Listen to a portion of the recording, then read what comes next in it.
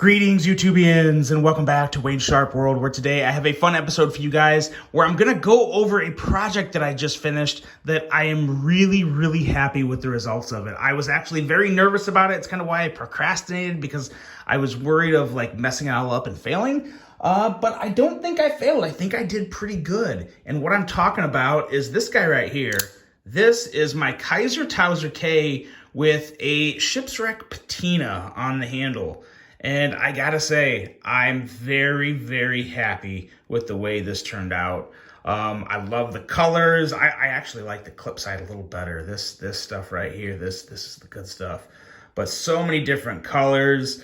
I learned a couple things along the way. And what I wanted to do to give you guys content about this was, instead of making a 15, 20 plus minute video on how to do this, I wanted to take the steps, condense them into a short, and have the short give a quick run through of how to do it, and then make this video with kind of the outcome, just talking about it, and then listing some notes of things that I did during the process that I didn't really have time to throw in on the short because I only had 60 seconds. So I thought it would be a fun way to kind of interact between platforms of shorts and full videos. So what I did was I uploaded the short the exact same time as this video you're watching right now. And the link to the short will be in the description of this video, and then the link to this video will be in the description of the short. So I thought it would be a fun way to go back and forth, get the steps, and then also come here and check out what I would do differently. But actually, there is something I'm going to do differently next time, but not because I messed this up. I think I want to try something that I think is going to be very fun. Now, before I get into what I'm going to try next, I wanted to go over the things that you absolutely have to have for this project to make it go over as good as mine and some other YouTubers did. Because I also want to be very clear, this is not some very unique process I stood up on my own. I actually got this process from Brandon over at Everyday Minimalist. He's just a hell of a good dude, and I thought the way he went about doing it, because there's actually been a lot of YouTubers that have taken on this this Shipwreck Patina content, and some of them had different approaches, which is fine, but I watched all of them, and I really like the way Brandon did his the best. So I decided to kind of take some notes from that and throw together my own little video with a little extra input, opinion, insight, whatever you guys want to call it. So got it from him. So yeah, there's that. Now, with that being said, here's what you absolutely need. You definitely need this stuff right here. Rust-Oleum Crystal Clear Enamel. Do not get the high gloss. Don't get the eggshell. Don't get anything else. Get the Crystal Clear Enamel from Rust-Oleum. That's it. This is the way I have spoken. It works fantastic. It looks great. It gives a perfect level of... it's almost gloss, but it's not really glossy. This is also going to patina a little more over time and kind of dull down a little as I carry it more. I've only carried it for like not even a full day. I just finished this yesterday. So again, got to use that stuff. And another thing that is an absolute must, no ifs, ands, or buts about it. This ring right here, the KPL Rust Eraser. This removes the blackening on copper or brass very well. This is actually going to be my next little project here, the beg lighter. But I used really just, I used it on this to do that, and everything else that's missing from here, I put on this knife right here.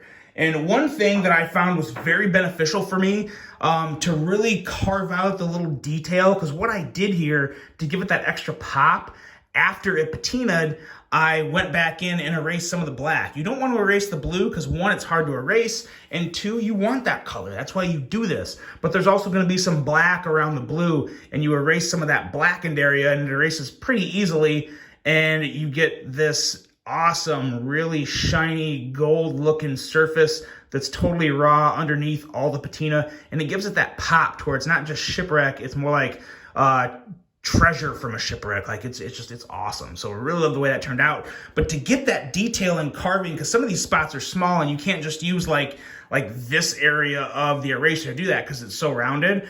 I took a kitchen knife and just kind of cut really thin parts off to give me these points. And then with these points, I would go in and I would really, you know, get the little areas right there without having to worry about rubbing into the blues or messing up the finish on that. So it's nice to have those little detailed areas of the rust eraser because they will obviously get bigger and bigger and wear off as you use this and it deteriorates on you. So nice little trick there. And in my opinion, very important to go through and kind of just touch it up and kind of give it that little wear and pop to it that really brings out the handle and also complements the blue colors. So really, really like that. And this is just a must in general because you've got to get that copper or brass, whatever you're doing it to, super, super, super clean. And this will do it, the KPL Rust Eraser.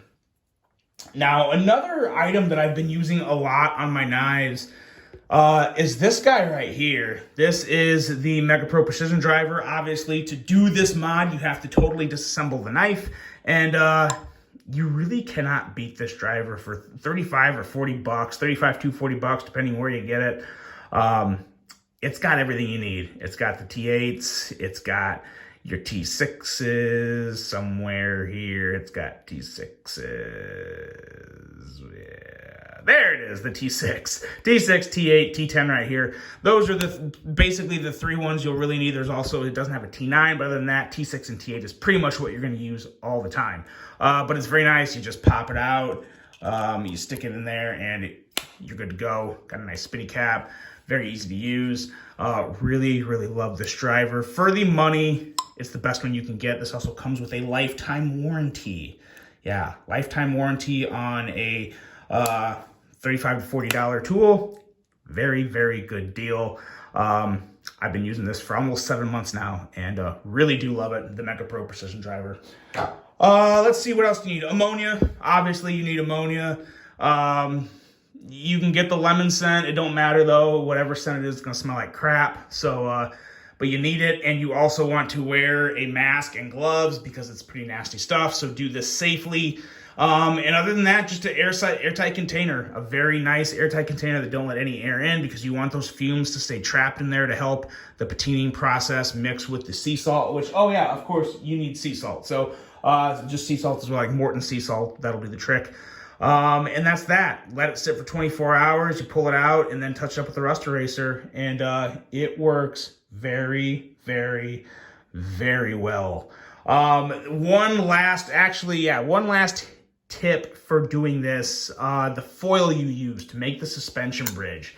Be sure that foil is very strong. Get the heavy duty stuff. Don't get that cheap crap from Walmart that's like $2.50 for 20 feet and it's about as thin as toilet paper. You want strong, heavy duty tin foil, and you even want to double it up, especially, copper and brass is heavy. And you got to double it up. If it breaks and it falls in, it's not going to totally ruin the project, but it's very annoying, and you just don't want that happening. So get good stuff, double it up, build a nice, strong suspension bridge to set the scales on, and that works very, very well.